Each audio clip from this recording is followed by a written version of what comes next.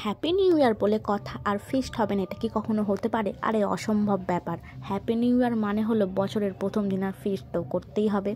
তাই আমরা সকাল সকাল লেগে পড়েছি ফিস্ট করার জন্য। আজকে কিন্তু মেনুটা খুব দুর্দান্ত, জিভে জল চলে আসবে এমন মেনু। ফ্রাইড রাইস আর চিলি চিকেন, আর রান্না করছি তো আমি, তার মানে বুঝতেই পারছো জিভে তো জল আসবেই, কারণ আমার হাতের রান্না আমাদের ঘরের প্রত্যেকেই প্রায় ভালোই পছন্দ করে। তো বেশি দেরি করব না, তাড়াতাড়ি রান্নাগুলো করে নিই। আর আমি রান্না করতে করতে কয়েকটা কাজু খেয়ে ফেলেছি, কারণ আমার কাজু খেতে খুব ভালো লাগে। সো সবাইকে জানাই কিন্তু happy new year, happy new ইয়ারের শুভেচ্ছা রইল তোমাদের সবাইকে। তোমরা সবাই আজকের দিনটা খুব সুন্দর করে কাটিও, এবং সারা বছর যেন তোমাদের খুব ভালো হয়, তোমরা যেন সুস্থ থাকো।